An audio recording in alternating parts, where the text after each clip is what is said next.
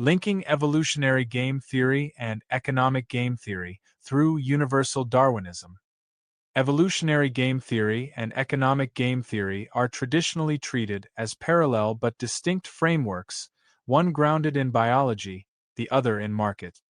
Yet, through the lens of general evolution or universal Darwinism, these two fields can be rigorously unified by recognizing the deep structural analogies between biological environments and monetary environments. In both contexts, the environment functions as a selective medium in which strategies, agents, and institutions compete for persistence.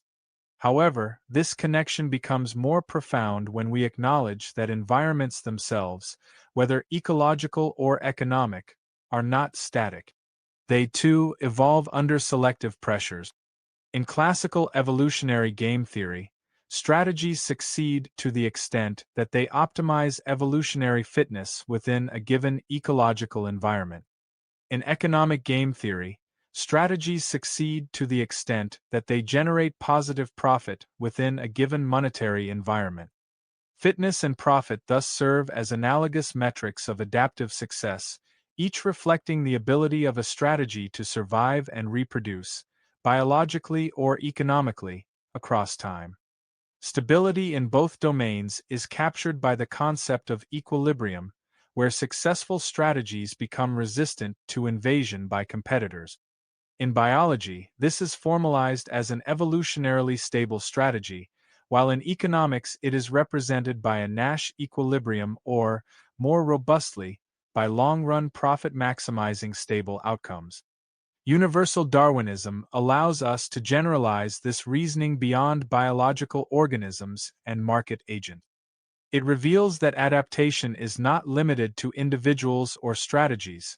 It also applies to the environments in which these strategies interact.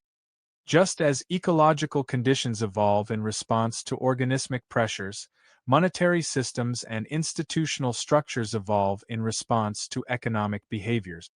Financial architectures, legal frameworks, property rights regimes, and even forms of currency or reputation systems are not merely passive backdrops but dynamic, adaptive entities. They survive to the extent that they facilitate more accurate measurement of productivity, reduce systemic inefficiencies, and improve the allocation of resources. Consequently, profit and fitness are not just measures of performance, but signals that drive environmental adaptation. Markets restructure themselves around profit flows just as ecosystems reorganize around energy flows. Monetary systems that fail to reward productive strategies are gradually replaced by more efficient alternatives, just as maladaptive ecosystems collapse or transform under selection pressures. Under this broader evolutionary logic, stability is therefore not simply the persistence of successful strategies, but also the persistence of successful environments, those that maintain their relevance by accurately identifying and reinforcing long-term productive behaviors. In essence, both evolutionary game theory and economic game theory describe a nested hierarchy of selection of strategies within environments, and selection of environments themselves.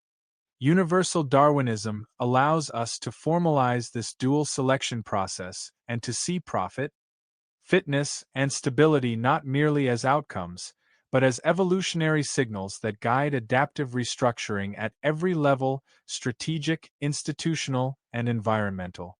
By recognizing this, we can meaningfully unite biological evolution, economics, and systems theory into a coherent framework of generalized evolutionary dynamics.